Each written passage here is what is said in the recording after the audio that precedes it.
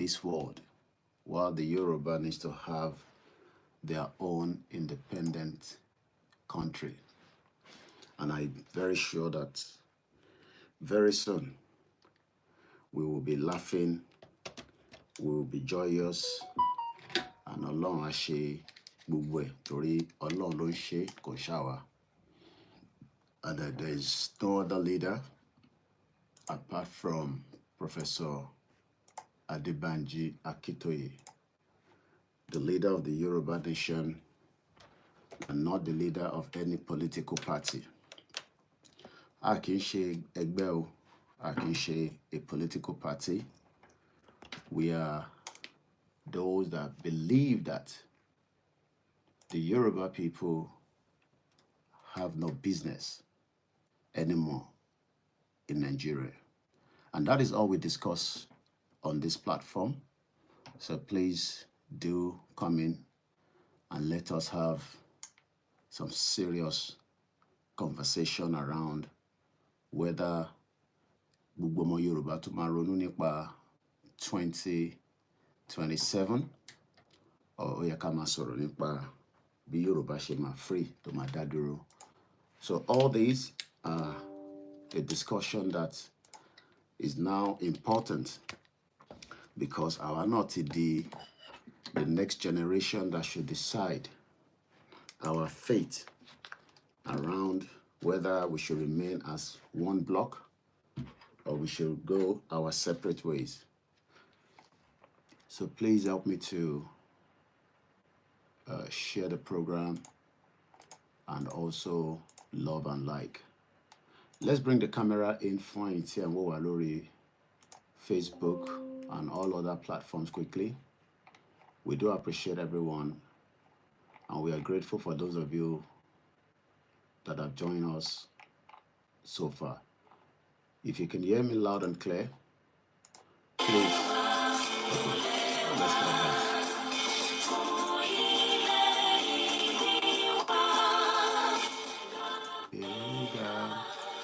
Kabega, kabega, kaleri, ìgbàgbọ́ wa ni pé ọtí bẹ̀rù làbọ̀ mọ́. Ká ṣiṣẹ́, ká ṣiṣẹ́, ká ṣiṣẹ́, ká jọlọ.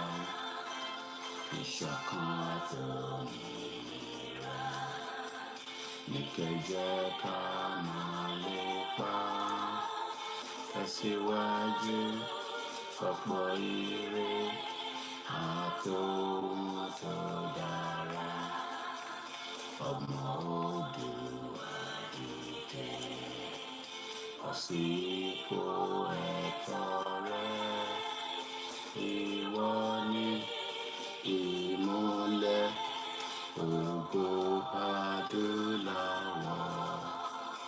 Àwa ni ìmọ́lẹ̀ ògo adúláwọ̀.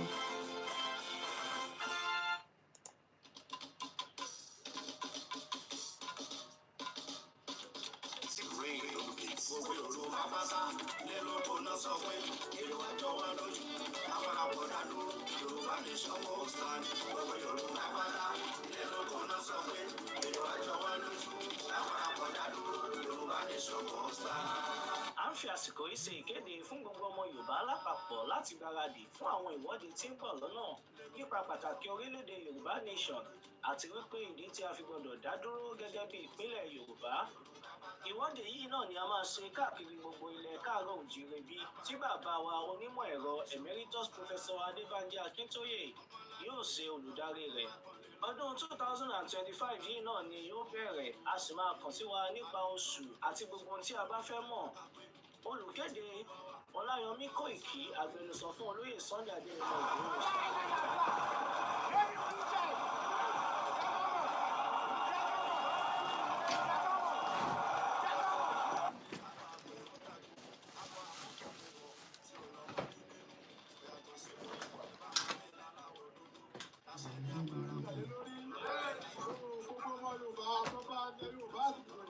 wọ́n láwọn ọ̀gọ̀rọ̀ ọmọ tó gbà ní máa jí wa gbé wọ́n máa jẹ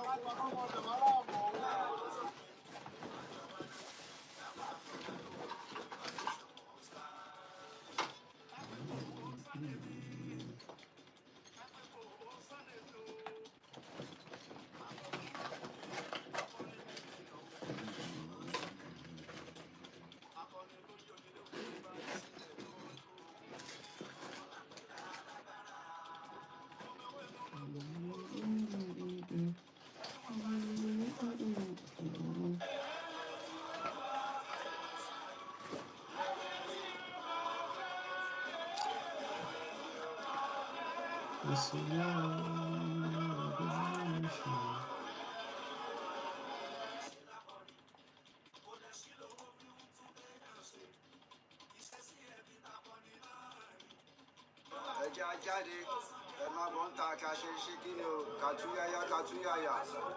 come out and showcase ourselves.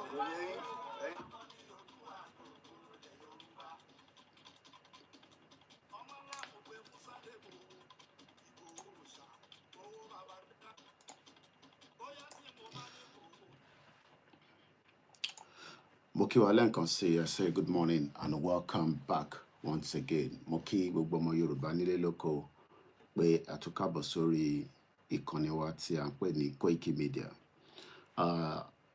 Bí a ṣe ń bára wa sọ̀rọ̀ nípa àwọn ìdí tí ìran Yorùbá tí a gbọ́dọ̀ ronú, a gbọ́dọ̀ mọ̀ bóyá ká ṣì wà nínú Nàìjíríà àbí ká dá dúró gẹ́gẹ́ bí orílẹ̀-èdè kan. Ọ̀pọ̀lọpọ̀ ọmọ Yorùbá argument oríṣiríṣi ni wọ́n máa ń mú jáde pé tá bá tẹ̀ máa dá dúró, kí ni a máa fi ṣèjọba wa, ṣáwọn tí a jọ wà nínú Nàìjíríà yìí náà nísìn náà ni gbogbo àjọ máa wà nínú ẹ̀.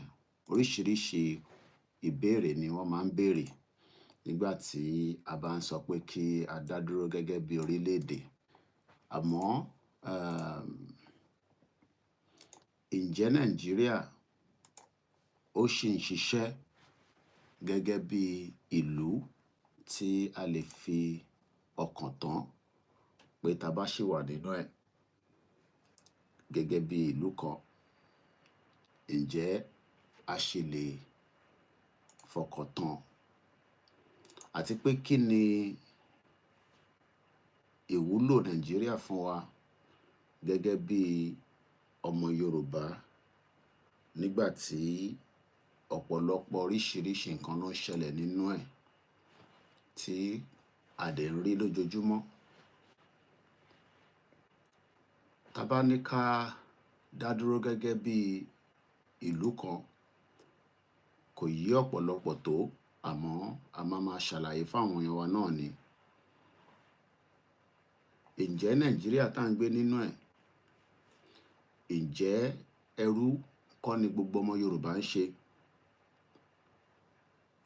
Ǹjẹ́ ìgbé ẹrú kọ́ là ń gbé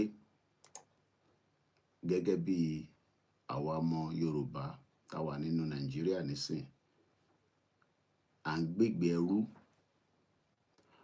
a gbégbé gẹ́gẹ́ bí ọmọ ọkọ Yorùbá mọ́, torí nínú Nàìjíríà ọ̀pọ̀lọpọ̀ nǹkan ló ń ṣẹlẹ̀ nínú ẹ̀ látìgbà táwọn òyìnbó ti dá sílẹ̀ ní 1914 tí kò ní any meaning mọ́ ní 2025. Ìyẹn la ṣe ń dúpẹ́ fún adarí wa, bàbá wa Emeritus Professor Adébánjí Akíntóyè fún iṣẹ́ takuntakun tí wọ́n ń ṣe fún wa.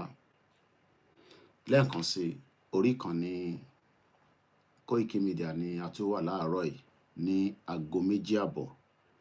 Èní ni ọjọ́ 4 nínú oṣù 4 ọdún 2025.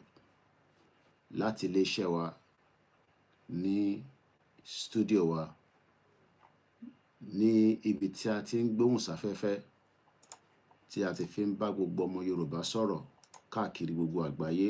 Orúkọ tèmi náà lẹ́ẹ̀kan sí a máa jẹ́ Ọláyọmí Kóìkì tí gbogbo yín mọ̀ sí Koikimedia. Àárọ̀ yìí ètò tá tún gbé wá fún àwọn ọmọ Yorùbá, fáwọn tó ń gbọ́ wa ní ibikíbi tí ohùn mi dé, òun ni pé kí ni ìwúlò wa nínú Nàìjíríà? Gbogbo ìgbàkígbà tẹ́ bá ti rí VN tí a tún record nínú live tá ń bá lọ yìí, àtẹ̀yìn tẹ́ bá bá fídíò yìí pàdé, kí ni ìwúlò wa nínú Nàìjíríà gẹ́gẹ́ bí orúkọ yẹn? Àti pé ǹjẹ́ orúkọ yẹn tán pè ní Nàìjíríà lénìí, ǹjẹ́ ó reflect in tá ń pè ní ọmọ Yorùbá tàbá ní ká wo Nàìjíríà lénìí nísìn, ǹjẹ́ orúkọ tá à ń pè ǹjẹ́ ó reflect? Tàbá ní ká wo àwọn oríṣiríṣi ìlú tó wà lágbàáyé lénìí, tàbá pe àwọn ọmọ France, a rí pé ìlú wọn ó reflect orúkọ wọn. Tàbá pe àwọn German tá à ń pè ní Germany, a rí pé orúkọ Germany yẹn ó reflect orúkọ àwọn German. Belgium, Australian, Canadian, British citizen. Tó bá ní British citizen, kò sẹ́ni tó mọ̀ tó ń pè ní British citizen.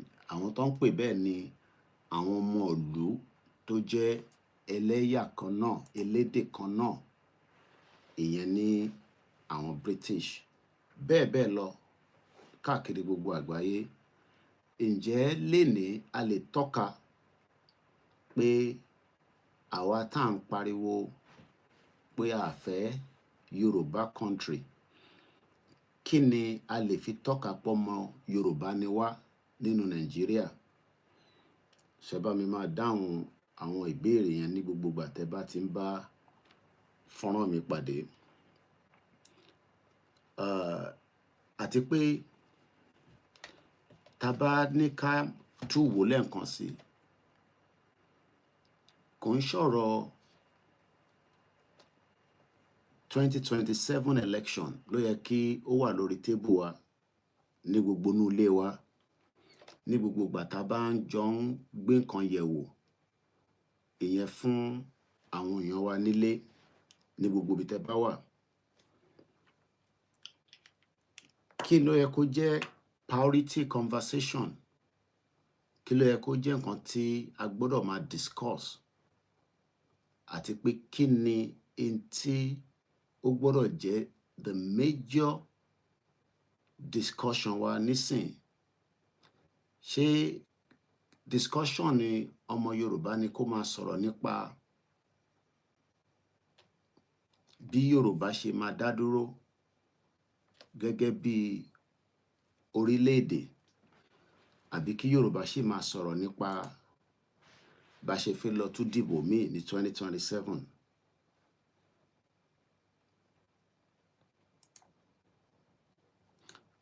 Gbogbo àwọn question yìí ó nídìí answer ní kíákíá, torí pé bí nǹkan ṣe ń lọ tí a bá wá solution sí àwọn nǹkan tí mò ń sọ yìí, ó ní ewu púpọ̀ fún àwa ìran ọmọ Yorùbá lénìí àti lọ́la. Ǹjẹ́ Yorùbá tí à ń sọ yìí, ǹjẹ́ tó bá dé stage kan tá bá ṣì continue nínú Nàìjíríà, ǹjẹ́ a lè preserve èdè yẹn gangan fún rẹ̀? Ìyẹn èdè tá à ń sọ lọ́wọ́lọ́wọ́ lẹ́nu yìí tá à ń pè ní èdè Yorùbá. Ǹjẹ́ a lè preserve ẹ̀? Ǹjẹ́ a lè protect ẹ̀? Nítorí pé èdè gangan ni wọ́n fi ń dá aráàlú mọ̀. Kò sílùú kan tí a bá lọ nísìn, tá bá dé India, a rí pé èdè wọn ni wọ́n ń sọ ní India. Tá bá dé Saudi Arabia, a rí pé èdè wọn ni wọ́n fi ń communicate nínú Saudi Arabia. Ìlú bẹ́ẹ̀ bẹ́ẹ̀ bẹ́ẹ̀ lọ lágbàáyé, torí ìlú pọ̀. We're talking about over 190 countries around the globe. Ǹjẹ́ a lè protect èdè wa yìí? Àti pé how long lẹ feel pé a lè fi protect ẹ̀ tá bá remain nínú one Nigeria? How long? Àwọn ìbéèrè yìí ó nídìí ọ̀pọ̀lọpọ̀ answer tí I ti get. Ǹjẹ́ tí àwọn tí à ń fọkàn tán pé àwọn náà máa wá gbà wá, tí wọ́n bá wá gbà wá, àwọn wo ni wọ́n máa gbà wá kúrò nínú wàhálà táwa yìí? Who are those that we expecting to come and save us? Àwọn wo là ń dúró dè? Àwọn wo ni à ń fọkàn tán pé wọ́n máa wá fi tiwọn wá fi save wa látara the confinement of ìlú tá wà nísìn? Àwọn wo là ń dúró dè? Ọ̀pọ̀lọpọ̀ àwọn questions yìí, they're begging for answers. Àìdẹ̀tí rẹ̀ answer sí. Ẹni tó náà wọ́n fẹ́ Yorùbá kó dá dúró gẹ́gẹ́ bí independent country tó náà wọ́n fẹ́ rárá. Ẹ bá wa béèrè lọ́wọ́ irú onítọ̀hún pé kí ni nǹkan tó fẹ́ gangan? Kí Yorùbá remain nínú one Nigeria. Àti pé kí ni future wa, like I said at the beginning. Ọ̀pọ̀lọpọ̀ àwọn tó jẹ́ intellectual ọmọ Yorùbá, àwọn tí ó yẹ kí wọ́n wà involved, wọ́n tàdí mẹ́yìn, but wọ́n mọ̀ pé ẹrú ni gbogbo ọmọ Yorùbá nínú one Nigeria. Ẹrú ni wá. Pẹ̀lú àwọn ọba wa pátá látòkèdélẹ̀, ẹrú ni gbogbo wa. Ìtírọ̀ ẹ̀jẹ̀ ká fi jẹ́ ẹrú ni pé àwọn ìṣẹ̀lẹ̀ oríṣiríṣi ń ṣẹlẹ̀, kò ń sọ̀rọ̀ lórí security nísìn, lórí bá ṣe fẹ́ protect identity wa yìí, táwọn tí àwọn ọba wa tí wọ́n lè fọ̀rọ̀ síta láti lè sọ̀rọ̀ lé lórí. Most of them, almost all of them, have kept muted. Látìgbà tí a ti ń sọ pé kí Yorùbá kó dá dúró as an independent country, wọ́n ṣe bíi tí wọ́n ò gbọ́n tí à ń sọ. Wọ́n dẹ̀ ń gbọ́, but fún ìdí kan àbí ìdí kejì, wọ́n fẹ́ dá sí ọ̀rọ̀ náà. Ṣe ni wọ́n ń ṣe bí ìgbà tó jẹ́ pé Yorùbá country tá à ń béèrè fún, bóyá fún a particular part of ilẹ̀ Yorùbá là ń béèrè fún. But ilẹ̀ Yorùbá tá à ń béèrè fún yìí kò ń ṣe fún one particular part of Yorùbá land. Gbogbo ibi tó ń pè ní ẹ̀ka Yorùbá la ti ń béèrè fún. But ṣe làwọn tí ó jẹ́ ọba baálẹ̀ first class, second class, gbogbo wọn tàdí sẹ́yìn, wọ́n were involved in the conversation.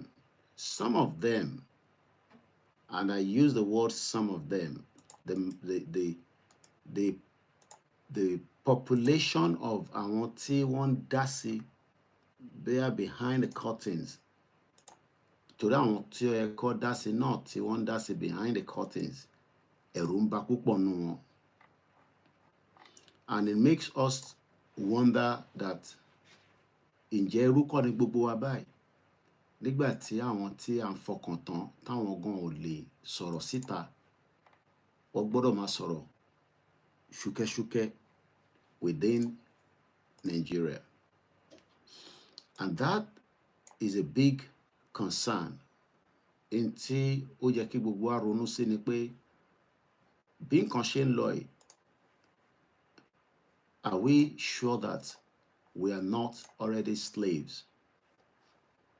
Ẹrú ni gbogbo wa. Ọ̀nà wo ló wá kù tá fi fi resolve gbogbo problem yìí? A lot of àwọn ọmọ Yorùbá kan ní kó tún Nàìjíríà tò, ká dẹ̀ ṣì wà nínú one Nigeria. Ìyẹn àwọn tó ń béèrè fún restructure, pé tó bá tún tò, pé tó bá tún tò yẹn kọ́, á mú peace, á mú unity wá, á dẹ̀ lè fún wa ní progression gẹ́gẹ́ bí ìlú kan. Ṣé bẹ́ẹ̀ náà lẹ́yìn náà ṣe rí? Pé tá bá ṣe bẹ́ẹ̀, àbáwọn the other one tí wọ́n ní náà ọ̀nà kan tó kù òun ni pé kí Yorùbá gba ìlú tiẹ̀ náà ká exit out of the current ìlú tí wọ́n build tó create tí kò ní interest Yorùbá nínú ẹ̀. Lóòótọ́ about 2% àwọn Yorùbá kan inú Nàìjíríà ni wọ́n ti ń ṣọlá. Resources àwọn kan nínú Nàìjíríà ló ń lò.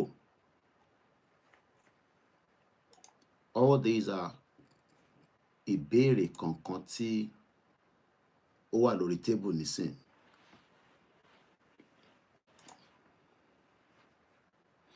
But bàbá wa Professor Adébánjí Akíntóyè kọ́lọ́n túbọ̀ lọ́rọ̀ ẹ̀mí bàbá wa fún wa kó jẹ́ ká rí bàbá pẹ́. Àwọn wá argue pé no, that direction of one Nigeria yẹn ó ti fail, ó ti collapse. Kò dẹ̀ ní any reason tí ọmọ Yorùbá kankan gbọ́dọ̀ argue mọ́ nínú Nigeria pé ká save Nigeria. Èyí tó yẹ ká jókòó lé lórí nísìn ni pé báwo la ṣe fẹ́ save ìran Yorùbá tó wà nínú Nigeria láti lè pull ara wa out together. Gbogbo ọmọ Yorùbá pátá ká pull ara wa out of the structure tó ń pè ní one Nigeria. Ká wá lọ sínú another country tí à ń pè ní orílẹ̀-èdè Yorùbá, Odùduwà Republic, Yorùbá Nation, whatever tí a bá fẹ́ pé òun ló yẹ ká pè. Gbogbo ọ̀rọ̀ yìí òun ni ló ń lọ lórí ayélujára tó ń pè ní the social media. Ó di tí everybody bẹ̀rẹ̀ sí sọ̀rọ̀ lé lórí.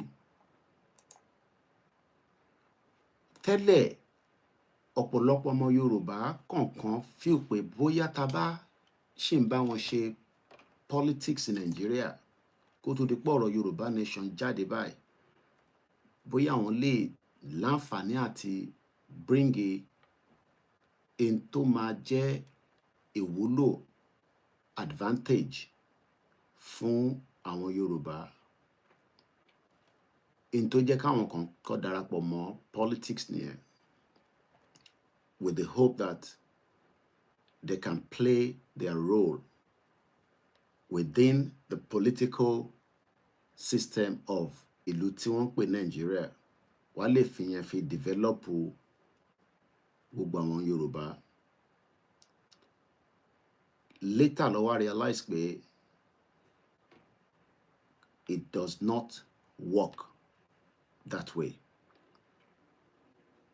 Being in the political part of the political system tó ń run nínú Nigeria láti 1999 kò mú single development bá ọmọ Yorùbá kankan.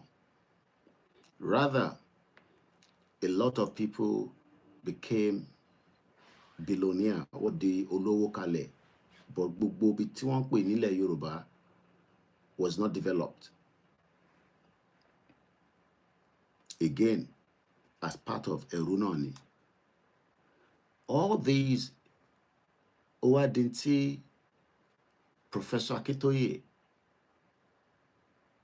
wọ́n wá worried, wọ́n wá concerned that the way tí nǹkan ṣe ń lọ yìí, tá a bá slow it down ní kíákíá, ó máa ní bàbá ripple effect on the lives of many Yoruba people.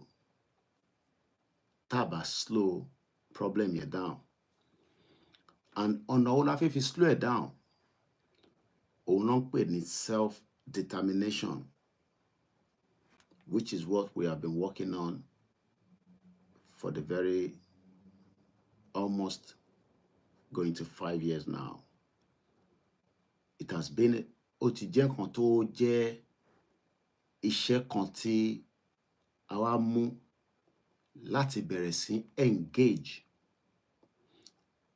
gbogbo ọmọ Yorùbá, regardless of their status, whether àwọn ọba, I engage àwọn ọba, I engage àwọn olóṣèlú, I engage ẹni tó wà nínú ọjà, I engage mechanic, I engage lawyer, I engage judge, I engage àwọn ọmọ Yorùbá tó jẹ́ diaspora tó wà níta, I engage àwọn church, I engage mọ́ṣáláṣí, I engage àwọn traditionalist wa.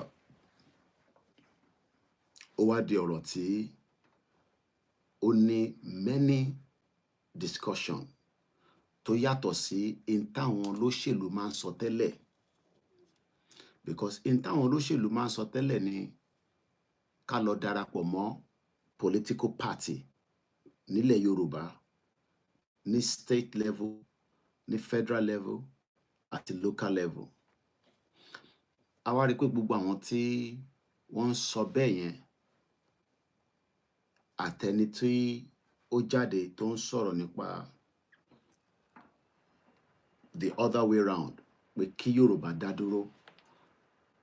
Ta lẹni tó nífẹ̀ẹ́ ọmọ Yorùbá between the current àwọn political parties tó dẹ̀ jẹ́ àwọn ọmọ Yorùbá tó wà within that system àti àwọn the next group tó ń sọ pé no, that system of government tẹ́ ń ṣe ní Nigeria yẹn, it is having no impact in the lives of our ọmọ Yorùbá, and we should now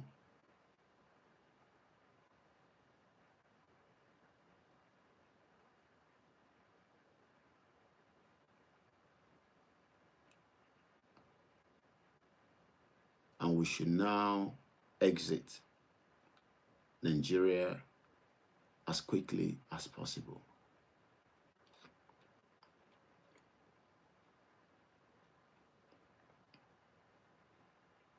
These are very important conversations that cannot be joked with.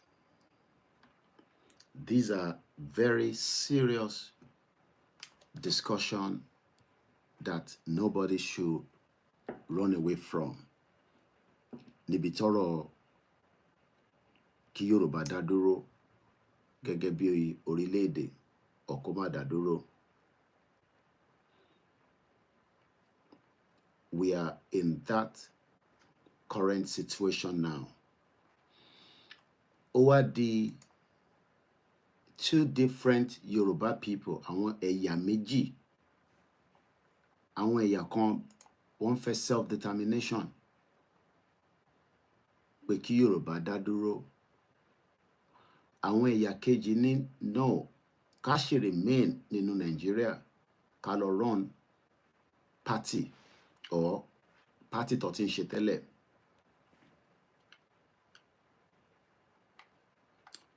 For how long ni a máa parọ́ fúnra wa? Ta lẹni tó ń parọ́ láàrin àwọn bàbá méjèèjì tí à ń wò níwájú nísìn? Ta lẹni tí ó ń parọ́ tó ń tan ọmọ Yorùbá?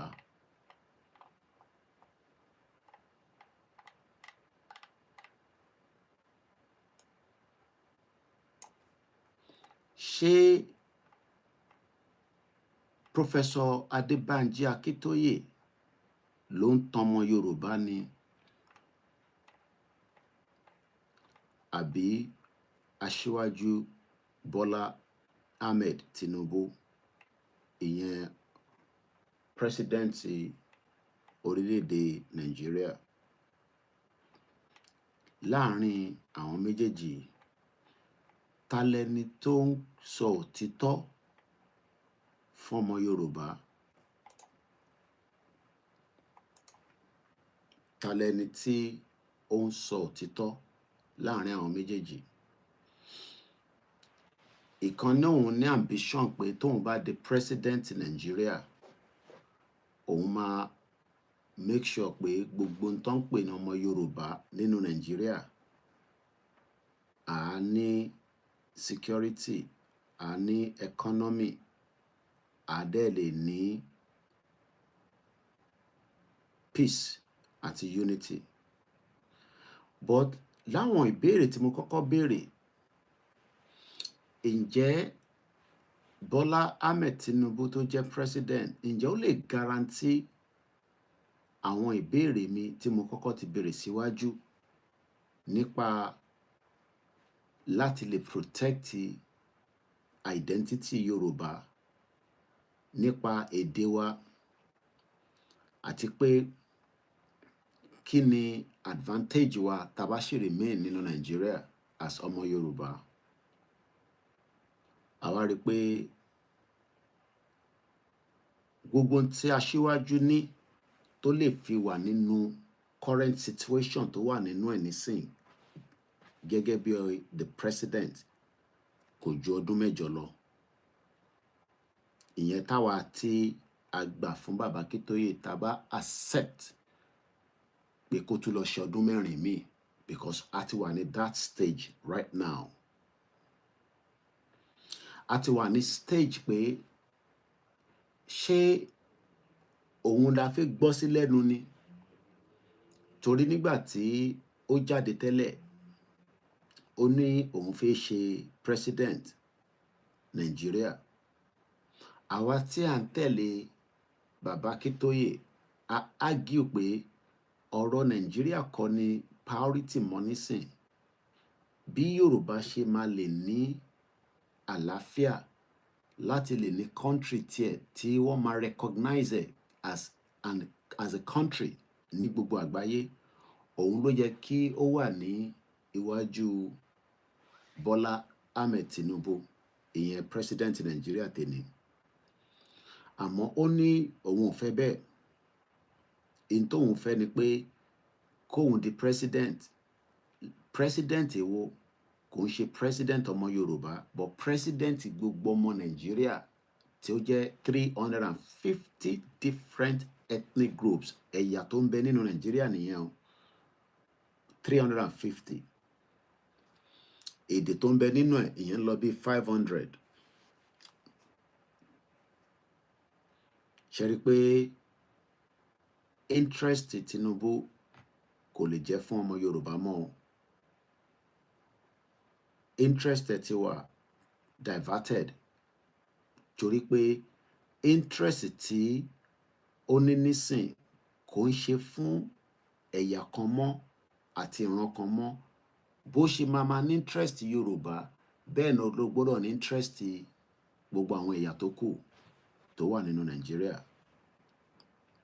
So tẹ́yìn kan bá wá ń dúró pé gbogbo ń tẹ́ fẹ́ nìkan dáadáa kó ṣẹlẹ̀ sí wa, bóyá president yìí á push àwọn governors wa kó ṣe fún wa, chances are slim gan.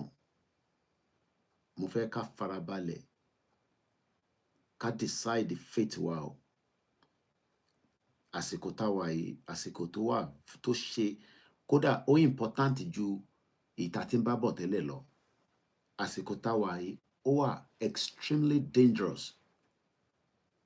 Tá bá tún fi àyè sílẹ̀ pé kí Tinubu kó tún kó wa ní òun lọ bá wa ṣe, òun tún kọ́ ọmọ Yorùbá tó wà ní Nàìjíríà pé kó tún wá lọ ṣe election 2027. Ó léwu gan. Ó léwu tẹ́lẹ̀ náà tá sọ, àmọ́ àwọn kan ní kò sí ewu kankan níbẹ̀. Tó bá débẹ̀, á ṣe ààbò fún wa. Ilẹ̀ Yorùbá economy wa máa buoyant, industry máa wà, títì máa wà, omi máa wà. Àmọ́ nǹkan kan tí kò ní lè ṣe ni pé a ní lè ní identity wa. Bó bá tẹ̀ ṣe gbogbo kinní tá ń sọ tó jẹ́ infrastructure, which the first 2 years of ìjọba Tinubu failure ni.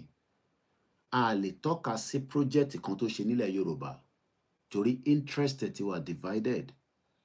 Wọ́n gbọ́dọ̀ máa wo èwo làwọn máa ṣe sílẹ̀ Yorùbá àti tó máa ṣe sí Òkè Ọya àti gbogbo ibi tó ń pè nínú Nàìjíríà.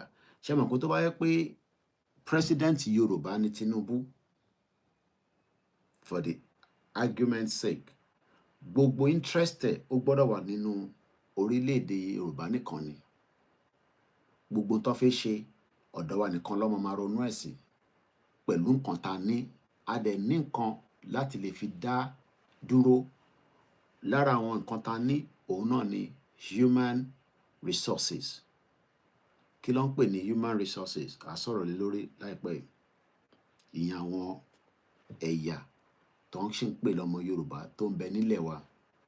Àwa náà ni human. Àwa la máa create resources. I am not talking about natural resources now. Pé tá bá ní kí la máa fi dá dúró, our human resources ó tó fún wa láti fi dá dúró. Torí Elédùmarè ọba tó dá ilẹ̀ Yorùbá, ó dá wa pé ká lè compete around the globe. Ká lè compete pẹ̀lú gbogbo tẹ́nì kankan bá náà fẹ́ ṣe. Kò sí nǹkan tó fẹ́ ṣe lágbàáyé tí ọmọ Yorùbá ò tí ì ṣe.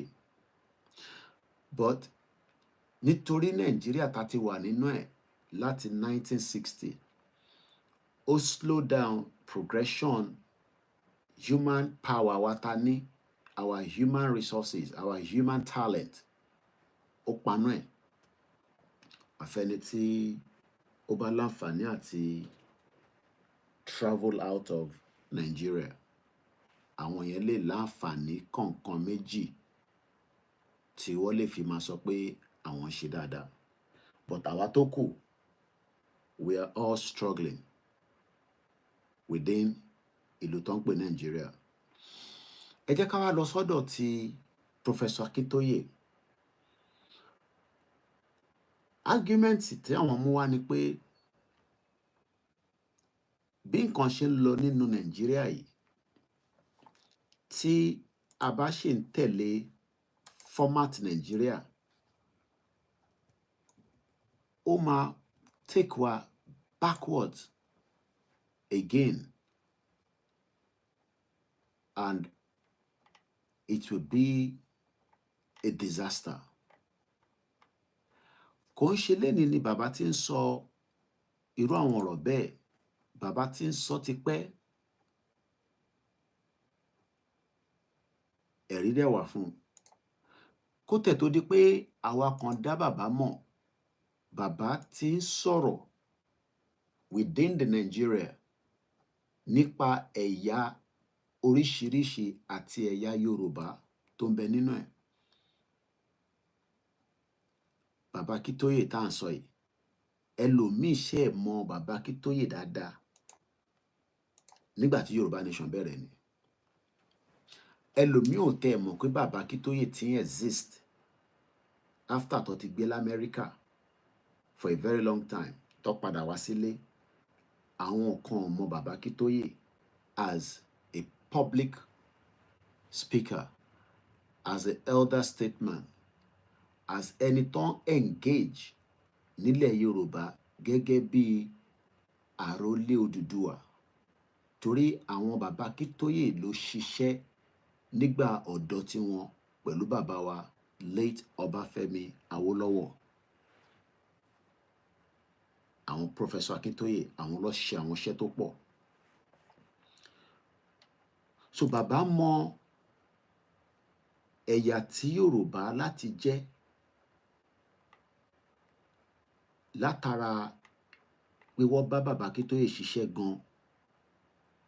Tó bá ní ẹni tó kọ manifesto, kò ń ṣe lénìí ni bàbá tí ń kọ manifesto. Is a very brilliant young man at his young age.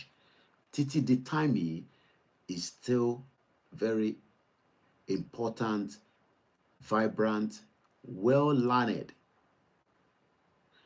Ìtọ́nà wa fi kẹ́ gbogbo wa ni pé bàbá yìí mọ̀ nípa history. ju the current president lọ. Tinubu ò mọ history Nigeria. History tó mọ̀ ni pé wọ́n pa MKO nígbà tí òun tẹ̀lé MKO Abiola because boy MKO Abiola ni Tinubu. Tẹ́ bá lọ wo àwọn fídíò MKO Abiola, Tinubu máa ń wà lẹ́yìn ẹ̀ ni as a boy. So ìgbà tó dé gbogbo ọ̀rọ̀ June 12 nǹkan kan ni a lè sọ pé òun náà wà spotlighted. Kò sí social media nígbà yẹn, but they were using all different ways and tools láti fi fight àwọn military regime níjọ́ náà lọ́hùn. Èyí tó jẹ́ káwọn kan mọ̀ náà nìyẹn. Kò ń ṣòun nìkan ló ja Nadeco fight. There were many people. I don't want to go into that area láàárọ̀ yìí. Lẹ́ẹ̀kan sí aago mẹ́ta òru la wà. Orúkọ mi ni Olayomi Koiki láti iléeṣẹ́ wa ní Koikimedia, bringing the world closer to your doorstep. So Baba Akintoye on his own side, kó tẹ̀ tó di pé wọ́n wá endorse officially pé no, we will have to opt out. A gbọ́dọ̀ kúrò nínú the current Nigeria, ká lọ padà sí our own independent Yoruba country. There were few videos tí I come across nígbà tí ó di pé Yoruba nation bẹ̀rẹ̀, tí Baba Akintoye tó ti sọ oríṣiríṣi àwọn ọ̀rọ̀. Gbogbo eléyìí ó jẹ́ ẹ̀rí pé bàbá yìí àwọn ti rí Nigeria tán pé no, ìlú yóò lè ní any progression àfi tá bá ń parọ́ fúnra wa. Our only way out òun ni pé kí Yorùbá kó opt out of Nigeria, kó dá dúró as an independent country. And that is where we are going now. And that is the future that we must fight for. And àti wà nínú that particular part of the movement nísìn, that is either we all involve fully to save ourselves, or ká tún lọ fi àyè sílẹ̀ kí Tinubu tún lọ ṣe àkóbá tó pọ̀ fún wa moving into 2027. Because bí Tinubu ṣe wà, ambition ẹ̀ kò tí tán, ó sì fi lọ fún 2027. He's not going to make a declaration of Yoruba country. He's not going to make a declaration of Biafra country. Kò ní ṣe gbogbo àwọn nǹkan yẹn fún yín o before his first tenure. Àwọn tí wọ́n argue pé tó bá dé second term, á deal pẹ̀lú àwọn north, á ṣe this, á ṣe that. All these are not going to happen tí Tinubu bá ṣe second term náà. So what into ẹ̀ka wa máa prepare fún nísìn ni pé a gbọ́dọ̀ tún fi àyè kankan sílẹ̀ pé kí ẹni olóṣèlú nílẹ̀ Yorùbá kó push wa lọ fún 2027. A gbọ́dọ̀ stop ẹ̀.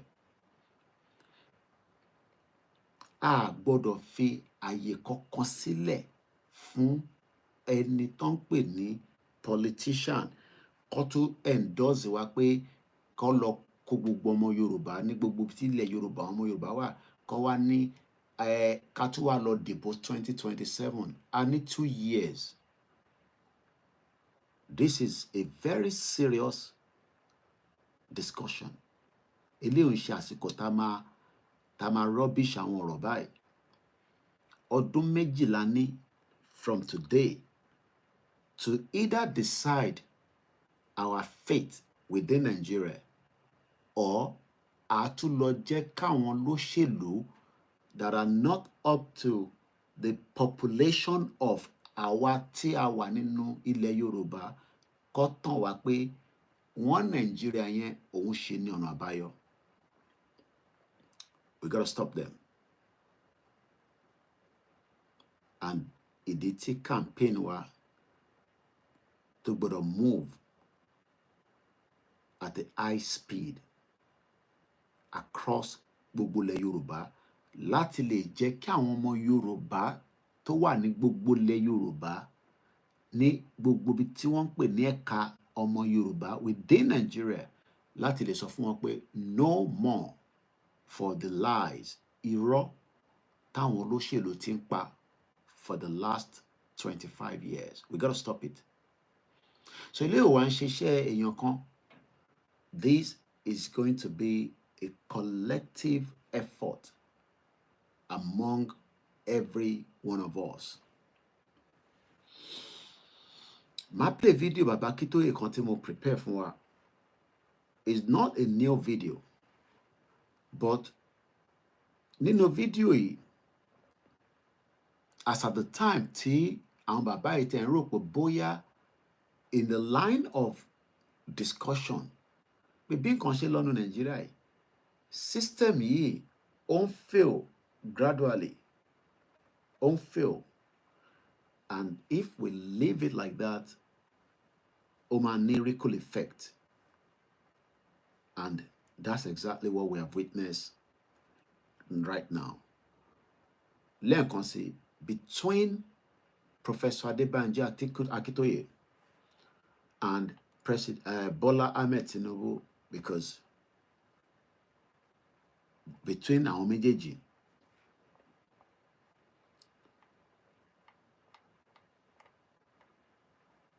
ta ni ká fún ní our endorsement moving forward. Baba Akitoye ti prove ara wọn pé kò sí point ká stick to one Nigeria. We need to end it now, and it needs that to be done without any hesitation. But àwọn kan ní no, Tinubu la ṣe máa tẹ̀lé, because he is also a leader that have the interest of the Yoruba people. Fáwọn kan lè sọ pé kò rí bẹ́ẹ̀. Fáwa, we don't say it because interest kò ń ṣe fún Yoruba nìkan. Interest Tinubu are divided along the line. Mo ń fi àsìkò yìí tún sọ fún wa pé kò ń ṣe Fúlàní tó wà nígbó nìkan là ń deal pẹ̀lú now. We're dealing with ìran Yorùbá tí ó fi survive, and the only way tó lè fi survive nísìn ò ní pé kó pull out of the current structure of Nigeria. That is the only option on the table right now. He has to pull out, and he needs to pull out as quickly as possible so that we are not caught up with the 2027 Totumbo again. Bẹ́fẹ́ bẹ́kọ̀, olóṣèlú will go ahead with the election. They are not going to care less pé àwa kan sọ pé a fẹ́ Yorùbá country. They are not going to care less. This àsìkò tá wà yìí, àsìkò tó léwu gan fọ́mọ Yorùbá ni. It's a very dangerous time. And àwọn olóṣèlú push. They are pushing everything to let us, àwa ìran Yorùbá, àwa ọmọ Yorùbá, to remain in one Nigeria. Àwọn náà take a risk ni o. They are taking a risk that bóyá a máa tún gọ̀ sí wọn lọ́wọ́ láti remain in one Nigeria. Bóyá a ní ṣe ìtànà fẹ́ ṣe láti lè demand pé kí Yorùbá dá dúró. These are the current situation between us and àtàwọn olóṣèlú. Àwọn olóṣèlú prefer pé kí Yorùbá kó remain within the confinement of one Nigeria, while Baba Akintoye does not want such. Baba Akintoye fẹ́ ká lọ ṣèjọba tiwa without being part of one Nigeria. So these ọ̀rọ̀ tá à ń sọ yìí, ọ̀rọ̀ tó ṣe pàtàkì ni, kò ń ṣọ̀rọ̀ eré o. The politicians will go ahead for the 2027 election tá bá fi àyè yẹn sílẹ̀. Now, àwa ní láti take campaign wa to the next stage of the movement. A gbọ́dọ̀ gbé campaign yìí lọ sí any extreme length láti save àwọn ọmọ Yorùbá, láti stop agenda àwọn olóṣèlú tí wọ́n ṣì ní one Nigeria òun ni solution. We need to stop that. A ní láti revisit gbogbo ilẹ̀ Yorùbá between now and 2 years to make sure that election kan ló máa ring létí ọmọ Yorùbá kọ̀ọ̀kan. In tó gbọ́dọ̀ máa ring létí wọn ni how a Yoruba will stand as an independent country. That should be our topmost priority right now. That should be the discussion. We need what it takes to stop it, but we are not pushing it enough. Why? It will be entirely up to every one of us to revisit why. Collate, we still have ample of time. Láti take message wa across every part of Yoruba land and give them the valid reason tí Yoruba ṣe gbọ́dọ̀ exit the current structure of one Nigeria so that we can remain a full independent Yoruba country, Oduduwa Republic, whatever we decide we want to name it. Ìyẹn stop gbogbo activities tó lúkálùkù ń ṣe. Two different security officers spoke to me recently. Ìkan wà nínú military, ọmọ Yorùbá. Ìkan wà nínú police. And the same problem that experience as a civilian, làwọn náà experience. With the basic things of life, they've not enjoyed within Nigeria.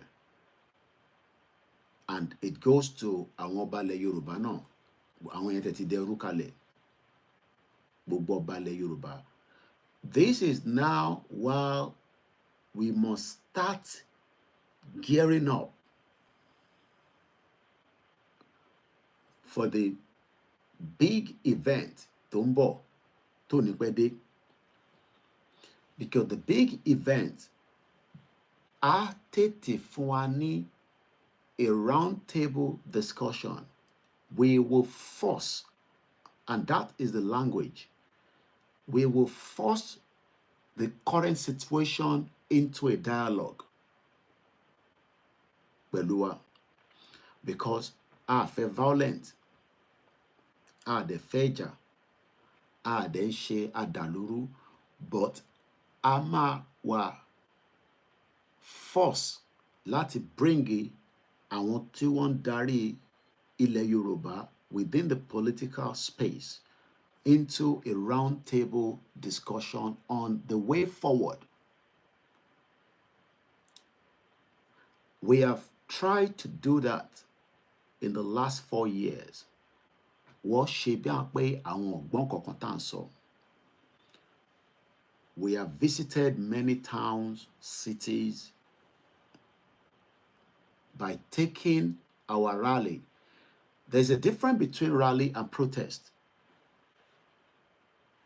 Àwa ti fi rally wa fi engage àwọn aráàlú, but àwọn olóṣèlú wọ́n mọ̀ọ́mọ̀ stop rally yẹn.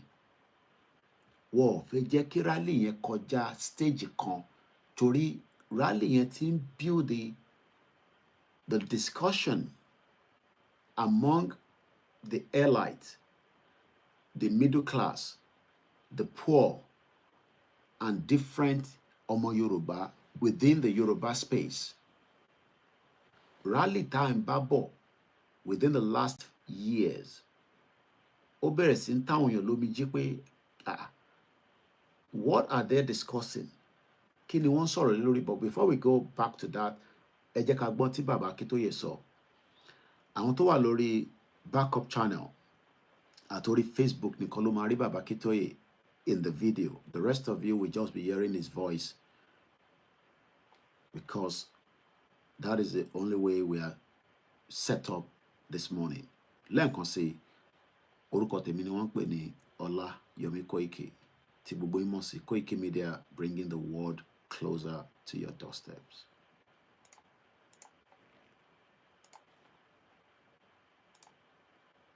Duty to know the nature of their country, and it is their duty to guide and govern it in ways that are suitable for the nature of that country. If you do not do that, you will find the country going to pieces in your hand. The architect is an artist who builds who designs a house and does not take cognizance of the important factors in the circumstance. We build a house that will collapse. What type of soil do you have? What type of material is available? What type of workmen do you have? What type of technology do you have to get things together? If you do not put all of that together as an architect, you will put together a house that will collapse. And so my summary of the weakness, the failings, the disastrous failings of leadership in our country is that our leaders have never really asked themselves, what kind of country do we have? And how do we put it together to achieve success? The result is that we have gone from the very highest of our, and it is to be wondered how much more a country can take in this handling that Nigeria has taken before it breaks up. So, I have seen this country succeed a lot. In 1982, I was a young senator in the Nigerian Senate. I was also an academic. And as a result of the combination of the two, I was invited by the Republic of South Korea to give a lecture as part of the installation of their newly elected president in 1982. And I was to talk about the growing relationship between South Korea and Nigeria. And all I could say was of pride in my country. We were so far ahead of those people. All their rulers were there in the hall as in the Institute of International Relations and National Security as I delivered my lecture. And I was telling them, it is not only oil that we can sell to you, there is a lot we can teach you.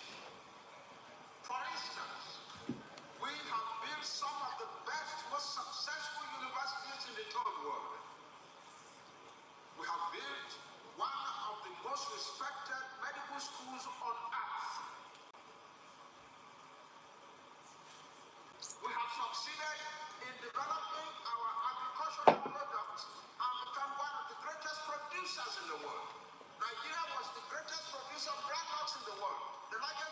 producer of palm oil in the world. It's the second largest producer of cocoa in the world. And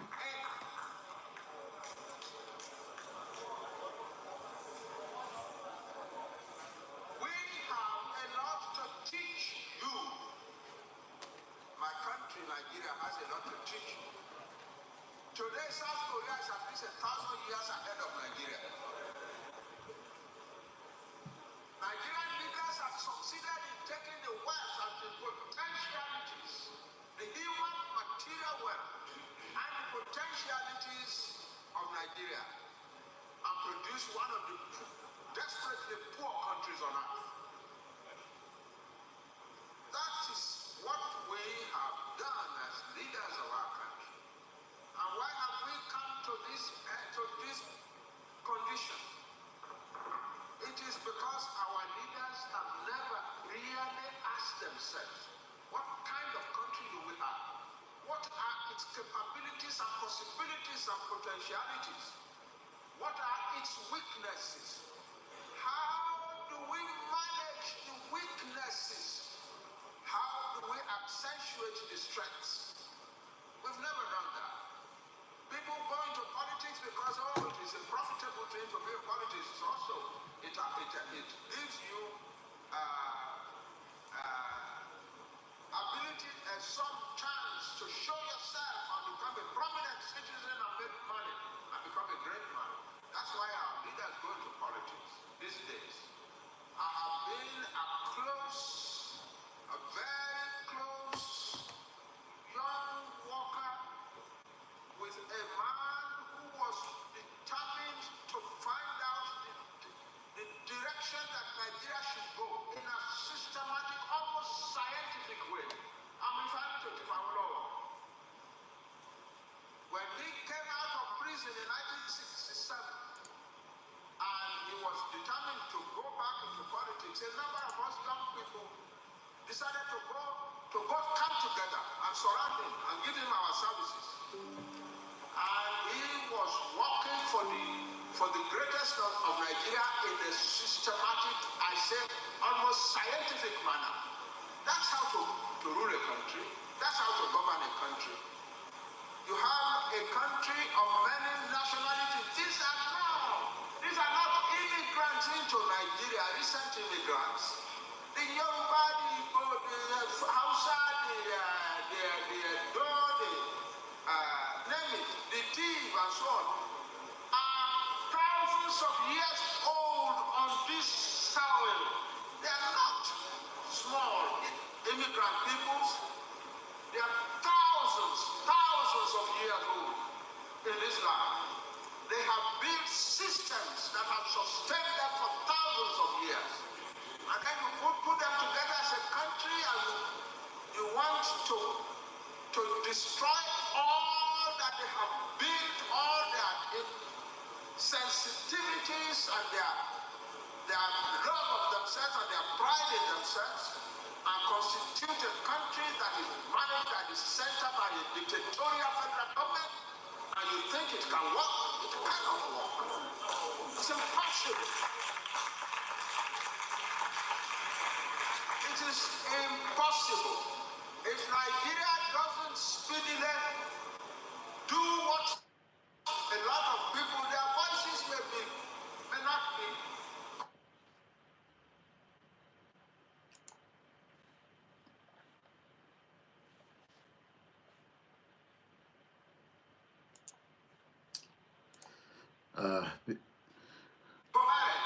There might be people talking from this side and from that side and so on.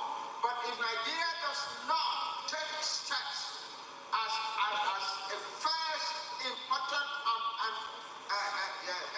prerequisite for Nigeria at all, not for development. I'm talking of the existence of Nigeria. If Nigeria does not take steps urgently to restructure itself and return to a federal system, the kind of federal system that we saw in the 1950s and up to 1965, Nigeria is very likely to break up. That's my assessment of the situation. I'm a historian. I also happen to have been in your politics. But I talk from what I know. I don't that your country cannot break up, it can break up. Any country can break up. The Soviet Union had the most feared government on earth by the middle of the 19th century, of the past century. The Soviet Union had the most feared government on earth. In 1982, I was in the Soviet Union as a visitor, and they took me to various parts of their country. I was in Tashkent in Uzbekistan for a few days, and I saw that the people were scared of the Kremlin. That was 1982. Less than 10 years later, those people who were scared of the Kremlin were already an independent country, no longer part of the Soviet Union. Any country can break up, and we must make sure that this country does not break up.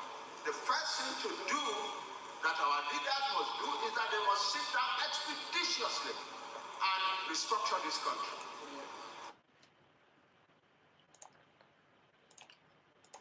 This was about 7-8 years ago. The video then, boy. Oh my God. Yoruba politicians. Yoruba politicians. Your cups have now been full. Money sọ̀rọ̀ púpọ̀. I will try just to maintain my decorum on this particular show. Every show ló ní its own uniqueness. And I've tried in the last 1 hour just to hold on to things that I could say that can become like, but I can assure a Yoruba politician, Nijetan, this time around. Nijetan. Video tech button, I will rewind it one more time. This program is 2 hours. We are already about approximately an hour into it. It might not even be up to 2 hours because I'm going back to bed. It's 3:30 and I have to wake up again in the morning, early.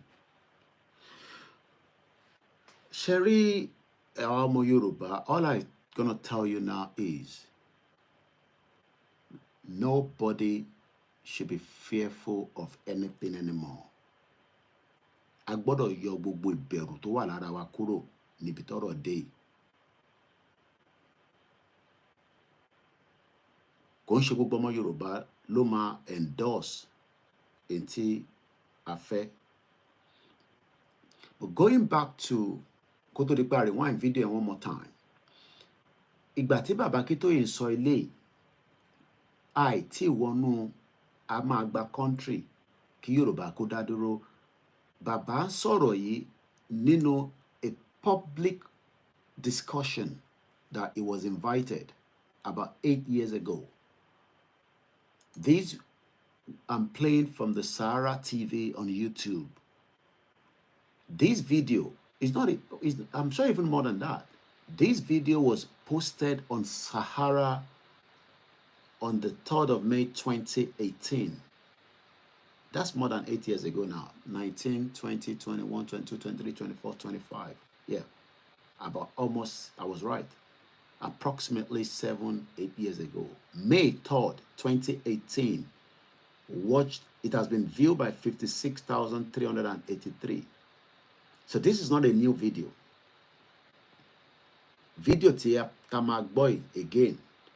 Kò ń ṣe new video. Video yìí was Professor Banji Akintoye has explained that with the current state of leadership ruling the country, Nigeria is close to break up.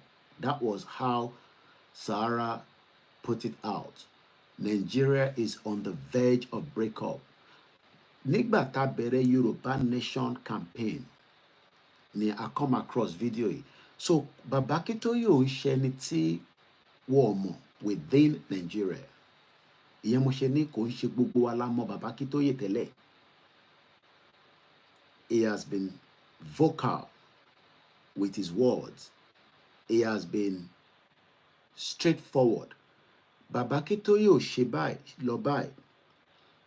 He was advising them 8 years ago that the current structure Nigeria will push Nigeria to a breakup, and nobody should ever talk about that a country cannot break up. Soviet Union was the most fearful government in the world. Tobani fearful, tara lumberu. Ìlú tó jẹ́ pé they have made their life to be under a kind of, I don't even know how to put it. Soviet Union was that country. Wọ́n ní gbogbo nǹkan, wọ́n ní sójà, wọ́n ní ọlọ́pàá, wọ́n ní secret service. They are, when it comes to tech, they are good when it comes to everything, but break up. Nigeria will break up. And the breakup start from this year. It has already been breaking slowly, but the push for it to finally break up is gearing up from 2025, and nobody can stop it. This is going to show Yoruba nation ló fẹ́ break Nigeria. Ijaw nation wants to break away from Nigeria. Biafra have already said that they break out. They might not have fully take control of their state, because we know that right now. We saw Arigbugbo activities one in November in Finland. Don't take those things as a joke. I think in Tonsha they are saying it as, oh, this conversation is not appearing on channels television on Shewon Kimbaloye. The whole country will be destroyed if we are not sitting quickly, right now. And I'm still trying to maintain my decorum because I want to go to bed and I don't want to raise my voice. My children are sleeping. My wife is in bed. My neighbors doesn't want me to be shouting. But if we do not quickly, Nigeria will be so much destroyed from the north all the way down to the south. Yoruba nation. I am not joking. We are saying that they are pushing the people now, and the people are coming out slowly. They might not come out in a fast pace. We are seeing it from Edo State. The Fulani attacking people. People now will attack back. The DSS is saying that they can't defend us anymore. I played the video. I don't have the time this morning to do so. So, Tobashi Jomo Yoruba don't doubt that Nigeria will break up. Beatori Onwo, your Islamic view in Nigeria. Nigeria will break up. Soviet Union was very powerful. Nigeria is not as powerful as Soviet Union. So, let me just rewind it, and I'm just going to end the broadcast because I don't want to. I want to start getting a little bit upset, but mo fẹ́ control it. Do not say that kile maṣe. Don't ever say that. Ẹ̀yin olóṣèlú ni mo bá sọ̀rọ̀ pé kile maṣe. Ẹ má sọ bẹ́ẹ̀. It's not about me. Kò ṣe mi o. Tẹ́ bá sọ bẹ́ẹ̀, ẹ ń sọ fún 60 million Yoruba people pé kí la máa ṣe. You have pushed everybody to the wall. Èmi ò mọ̀wé padà dá o, but mo máa ń gbọ́ kinní kan pé wọ́n ní tí tẹ́ bá lé ewúrẹ́, tẹ́ lé tó bá dé ara ògiri tí kò rí ọ̀nà kọjá, ẹ bá mi parí ẹ̀. Ẹ má doubting tí ó lè ṣẹlẹ̀ o. Call now for the exit of the Yoruba people. Hey, Soviet Union ó ní wèrè ṣùkúnú lórí, ó sọ àwọn aráàlú di ọ̀dẹ̀. ó sọ wọ́n di tí wọ́n fẹ́. Aráàlú dìde. Let's listen a little bit to Baba Akintoye and I'll close the broadcast. Let's just play it just a few seconds again. Rewind. Again, video 10 boy, nínú VN tí mò ń record because I'm recording the voice note of this. Kò ń ṣe new video. This video was posted on the 3rd of May 2018. Ẹ̀gbọ́n tí bàbá yìí sọ níjọ́ náà lọ́hùn. Yoruba Nation did not start in 2018. This was when this man said no. Àwọn eléyìí ò ní gbọ́. These politicians were not listening. Afenifere will not listen. He actually had to pull out with some set of people. But I want to just pull out. I want to see an interest in Nigeria. That is the reason why they hate Baba Akintoye so much. Because when Baba Akintoye threw the question to Afenifere that restructuring is too late, we heard it from George Akinola. George Akinola was talking about restructure is too late in 2017, a year before this video. When Baba Akintoye finally said to the Afenifere pé ẹ jẹ́ ká sọ fún gbogbo ọmọ Yorùbá pé kó lọ máa múra fún ká dá dúró gẹ́gẹ́ bí Yorùbá country, they rejected him. So he had to run away from them. Yes, I mean, he will tell you that he's still with them, but he's not with them because agenda Afenifere ti yàtọ̀ sí tí Baba Akintoye fẹ́. Lára àwọn tí wọ́n sọ fún ó ti bá tiẹ̀ lọ báyìí o. Baba Adébánjọ àbí.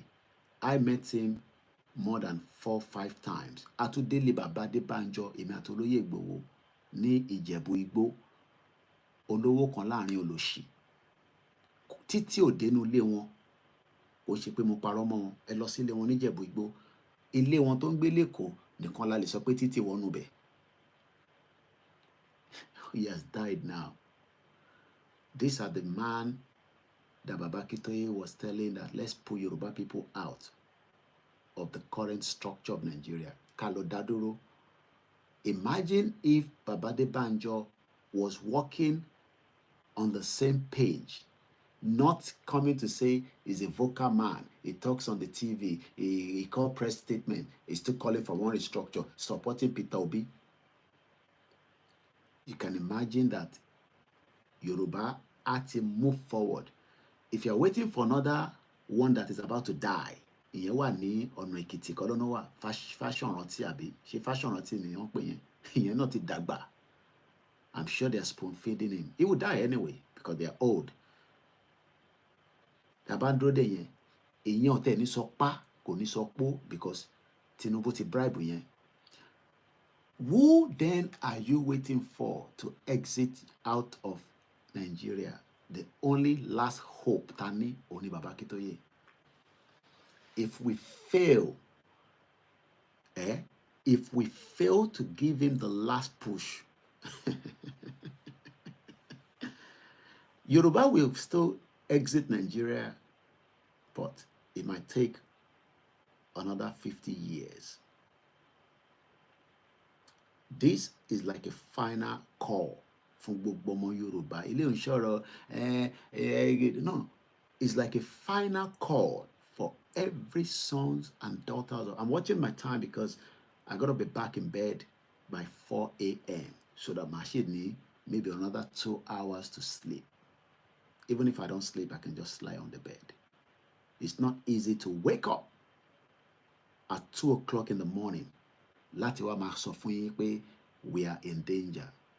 Many Yoruba people are sleeping already in danger because if any accident happened in their house, whatever the accident, if a child is coughing, no doctor, no nurse, no primary health care, no general hospital, no roads, they would have to wait till the daylight in Yoruba land. I'm talking about in Yoruba land today.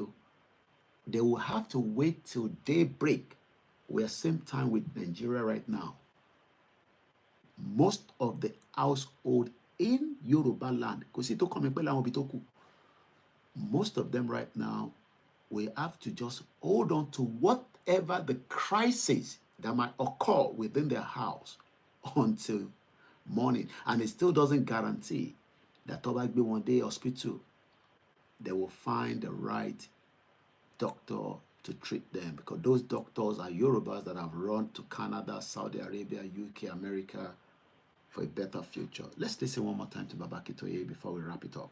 My name is OLAYOMI KOIKI. Thank you so much for watching. And those of you that are listening to the VN, please share to the family, friends, and contact.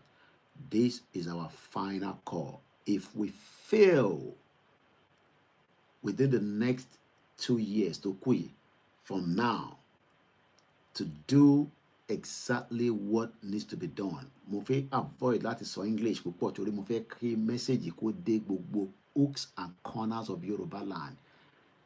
Ẹni tó ò ní fóònù tó máa fi gbọ́, ẹ tan speaker sí àdúgbò yín, kẹ́ bá mi máa play àwọn kinní tí mò ń send sí yín. Ẹ lọ ra speaker, ẹ connect ẹ mọ́ Bluetooth, káwọn èèyàn máa gbọ́. Nigeria ti wà ní a final stage to collapse. Kólúkálukú lọ múra sílẹ̀. Kò ń sọ̀rọ̀ Fúlàní nìkan mọ́.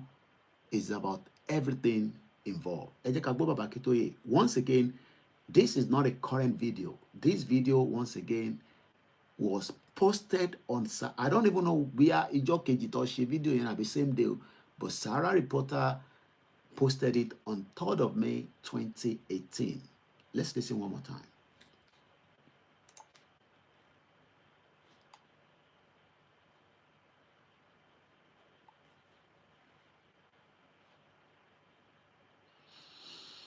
All right, bear with me. I'm having issue uploading back the video. Okay, it's back. What are its capabilities and possibilities and potentialities? What are its weaknesses? How do we manage the weaknesses?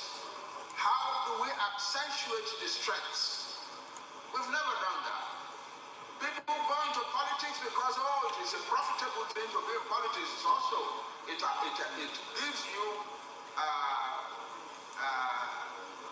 ability and some chance to show yourself and become a prominent citizen and make money and become a great man. That's why our leaders go into politics these days. I have been a very close young worker with a man who was determined to find out the direction that Nigeria should go in a systematic, almost scientific way. I'm referring to Tifawolowo. When he came out of prison in 1967, and he was determined to go back into politics, a number of us young people decided to come together and surround him and give him our services. And he was working for the greatest of Nigeria in a systematic, I say, almost scientific manner. That's how to rule a country. That's how to govern a country. You have a country of many nationalities. These are not immigrants into Nigeria, recent immigrants. The Yoruba, the Igbo, the Hausa, the Edo, name it, the Tiv, and so on, are thousands of years old on this soil.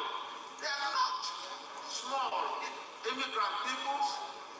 They are thousands of years old in this land. They have built systems that have sustained them for thousands of years.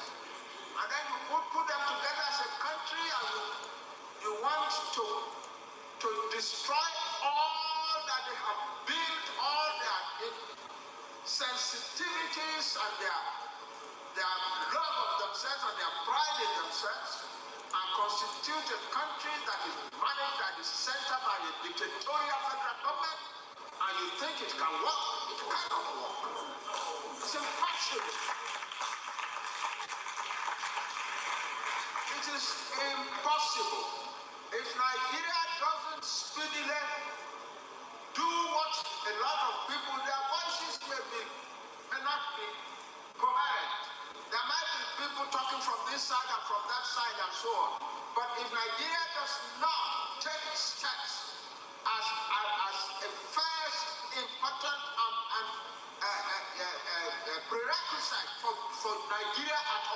development. I'm talking of the existence of Nigeria. If Nigeria does not take steps urgently to restructure itself and return to a federal system, the kind of federal system that we saw in the 1950s and up to 1965, Nigeria is very likely to break up. That's my assessment of the situation. I'm a historian. I also happen to have been in your politics. But I talk from what I know. I don't say that your country cannot break up. It can break up. Any country can break up. The Soviet Union had the most feared government on earth by the middle of the 19th century, of the past century. The Soviet Union had the most feared government on earth. In 1982, I was in the Soviet Union as a visitor, and they took me to various parts of their country. I was in Tashkent in Uzbekistan for a few days, and I saw that the people were scared of the Kremlin. That was 1982. Less than 10 years later, those people who were scared of the Kremlin were already an independent country, no longer part of the Soviet Union. Any country can break up, and we must make sure that this country does not break up. The first thing to do that our leaders must do is that they must sit down expeditiously. We are grateful for Professor Akintoye, and we will continue to appreciate the love that he has for his people. Owakwa to give him the final love and the push for the Nigeria to break up and the exit of the Yoruba people, the Biafra, the Ijaw, the Arewa, Latini independent country war. Nigeria will be destroyed if people are not allowed to go. It will be finally destroyed, and Britain will regret everything that they've done, holding it together for this long. But for not having that destruction, so that we can be on a round table, Yoruba people go and get ready for the mega rally. The announcement will be coming out very soon. I can tell you that. Elomurasile for the complete shutdown of the Southwest. That is how far we can go at this particular hour. It's coming up to 10 minutes to 4 a.m. in London from the studio of Koikimedia, bringing the world closer to your doorstep. Please share this program, cut it out, send it to your loved ones. Biafra will be free. Hausa people will be free. Ijaw people will be free. And the Yoruba people will definitely be free as well. Before we also go, let me appreciate the YSDM, the Yoruba World Media, the independent media like myself, all other medias from the other indigenous groups that are working day and night to liberate their people. But most importantly, Adukbe fún Chief Dr. Sunday Igboho and many others that will rise in the course of the program that is still ongoing. We know that there are many powerful Yoruba people, both physically and spiritually, and I pray that they will be ready to support Igboho when the call is made across every part of Yoruba land. From the OPC, we know that there are some that are loyal, from the Agbekoya, from the farmers hunters, from the vigilantes. Let everybody go and start gearing up within every part of Yoruba land. The Yoruba people will come out for a massive shutdown of the Southwest. Go and prepare. It is coming. Days is being numbered. It will not be long anymore. You go and start preparing whatever you need to prepare when the call is made. My name is OLAYOMI KOIKI, and I appreciate everyone that have joined again tonight. As I'm going, let me appreciate my brother. I saw your super chat after we left the program yesterday. Emma Bino Babami Waris Jinodo sent me 20 pounds, and I didn't appreciate it while we were live. So I knew that whenever I come back, I will do so. I will have done so with my program that I was doing yesterday, but the Balo program to Moshilano, you will realize that, I was out, I was in Bedford. Most of you have seen the videos. You can see that people fought. I did a lot of, off the camera interview with the people within the community in Cranfield, in Bedford. Very nippy, very cold, but they are grateful for the people that fought in 1914 during the Great War, the Second World War. These are young English that were pulled out to go and represent and fight for their country. Today, they are grateful for those people, and every year they remember them in that space that you all saw. For those of you that have followed me during my outing yesterday in the morning, those that are still alive among the Yoruba people, Ejeka Dide, and let us fight to save ourselves and the future Yoruba people that are going to be around when we have all died. Because we're all going to die. 100 years from now, we will all be gone. But a lot of people remember us for being able to stand firm against the wicked. Moki Iyami, Mrs. Oyeronke Olaniyan. I know you are Mrs. now. I will not mix it up as a Mr.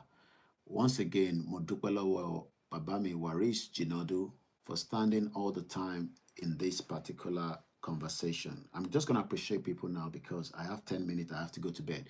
Let me appreciate my Biafra brother, Clement. Clement gives us his own tithe. He pays it here rather than paying to other people that might not value.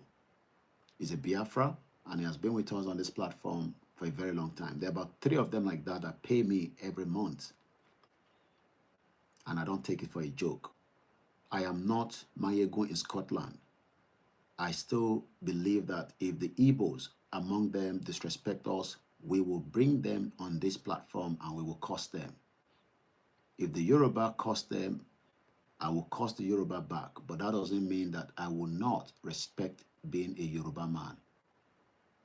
We will continue to be good friends and we will continue to be good neighbors. I pray that Simon Ekpa would come out. Nobody will be there forever. Wherever he is, he will be out stronger like Igboho did. Igboho was pinned down in Benin Republic for 2 years. He could not even travel out. Today, we're grateful to President Patrick Talon for what he has done for the Yoruba people by not releasing Igboho back to the Fulani Caliphate. They wanted Igboho by all means in Nigeria. But Talon said no. He stood his ground against the big elephants. Nigeria could destroy Benin Republic within a few time, but also Nigeria would pay the high price because I know what Benin Republic are when it comes to their tradition. So Talon stood his ground and he did not give back Igboho to Nigeria. But unfortunately, Kenya gave back Nnamdi Kanu to Nigeria. And Nigeria will be destroyed for holding Nnamdi Kanu for a very long time. That man is still a lion that roars. You can tell each time they bring him to court. They can't kill him there. If they kill him there, the old Biafra will destroy every part of Nigeria. They might destroy Yoruba land as well. That is why we cannot take risk with the government. I have 5 minutes. I'm looking at my time. We work with time in this country. So, Montombo, go and prepare. I can see that Sari Dokubo has enough to also bring chaos within their own region. They are crying out, and their voices must be respected as Ijaw people. Whether they are less than 5 million, I don't care. Ijaw has the right to remain as an independent country, and that is going to happen in our lifetime. Everybody will push out. The Hausas are waking up. I pray that they take out as many of the Fulanis that are taking them out so that they can return back to where they are. We might not agree as one unity, but for those that wants to go, let us respect each other. And I still believe that working among those that wants to go, I'm not talking about the stupid people that are talking about either from the Yoruba side are following this government, or those following PDP, or those that are fooling themselves that abandon Nnamdi Kanu and Simon Ekpa and running after the 419 Peter Obi, another criminal. He will never be a president because the North will not even give him the vice. So there's no amount of your push that can make Peter Obi the president, because Igbo are so hated in Nigeria, they will never be the president. So your best bet as an Igbo man is to go and endorse and support Biafra with all your blood. And on that note, Mokibu Gwentoku from Babami Kunle Shita, to all my team that are working on the clock, as we say, this is still the month of donation. We need that donation fast to help these platforms. SkyTech, thank you so much. Omaki, thank you so much. Mr. Benga, thank you so much.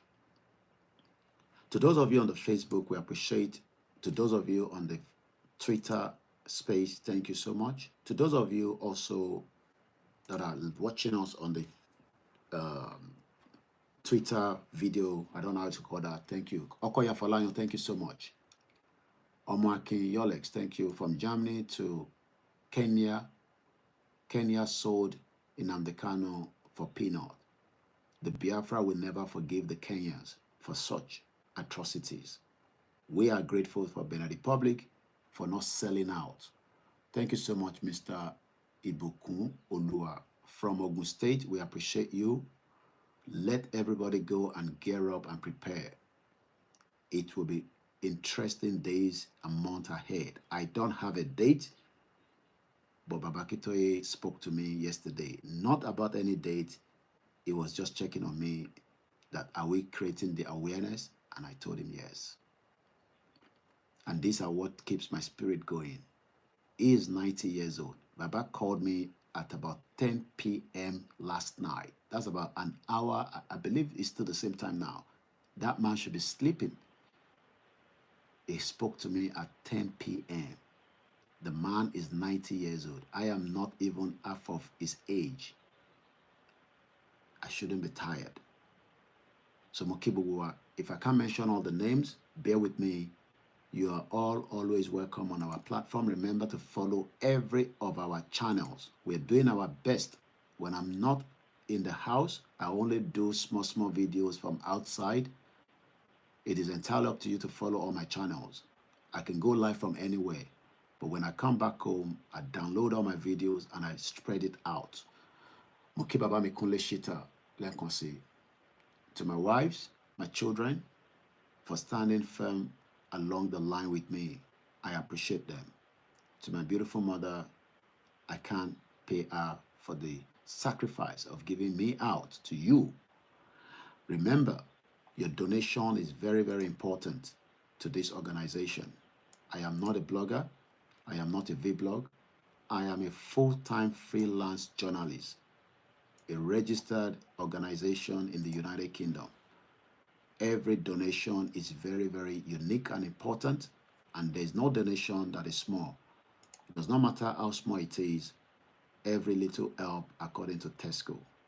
I pray that this year we would achieve something that we can be proud of. But it can only be done if you also contribute your own quota and speak as a Yoruba man, as a Yoruba woman, as a Biafra Ijaw. Nobody should be fearful of these bastard politicians. If they do not allow Nigeria to go, the whole structure will collapse on them. So I'll just allow my team to quickly post my account details out because I gotta go now. I'm sorry, Fisita, so that I'm gonna go. But I'm gonna show you the screen as well in case you want to donate. Those are the details on the screen. Well, not of you are not seeing the screen. But for those of you that wants to know, these are always out in the public domain. If you need my account details, let me know so that I can give it to you. BBC is funded with the taxpayers' money. I am not funded with taxpayers. So we expect and pray that our listeners around the globe will contribute. Those of you that are doing already, we are so grateful. My name is OLAYOMI KOIKI.